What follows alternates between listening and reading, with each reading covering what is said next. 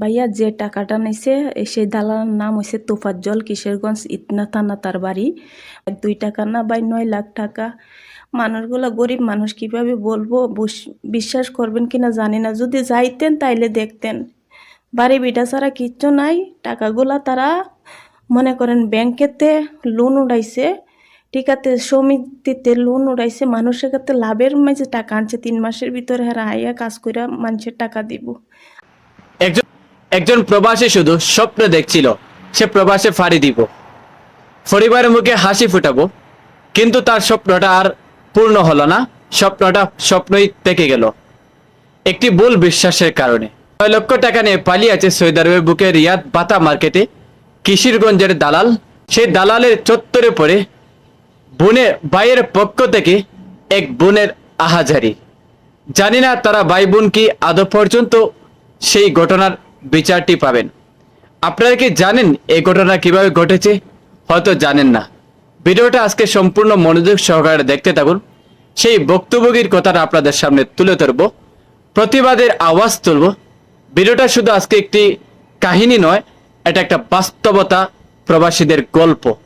বোনের আর্তনা, বোনের কষ্টগুলো দেখুন এবং সর্বোচ্চ শেয়ার দিবেন। যদি এই দালাল নামক প্রতারককে চিনে থাকেন আমার ইনবক্সে যোগাযোগ করবেন।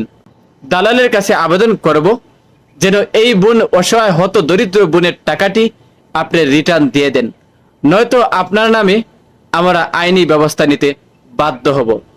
চলুন বোনের কাছ থেকে, ভাইয়ের পক্ষ থেকে আর্তনাগুলো শুনে আসি, তারপর ভিডিও সম্পর্কে কথা বলতে যাব। চলুন স্ক্রিনে।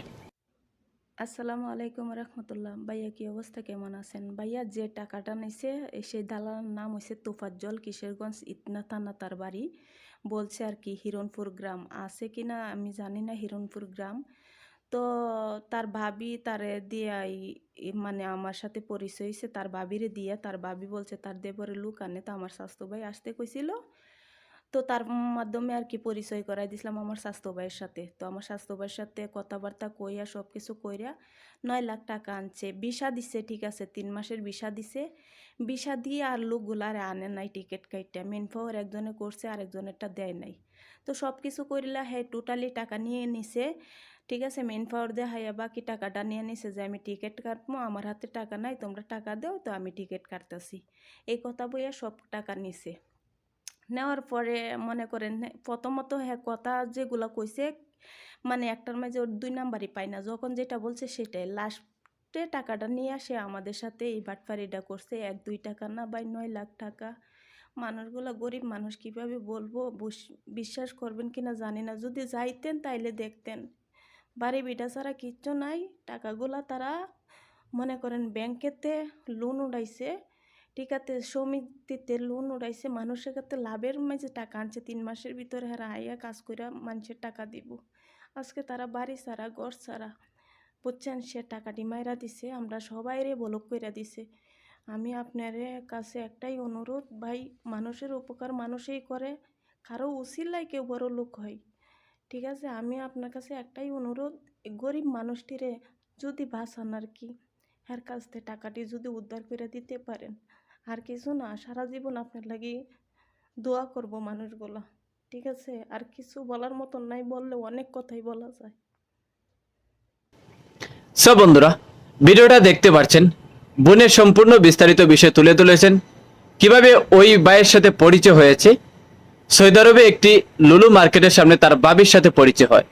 বাবির সাথে পরিচয় হওয়ার পর বাবি বলছে তার দেওর নাকি দালালি করে, মানুষ আনে, মানুষ পাচার করে, মানব পাচারকারী।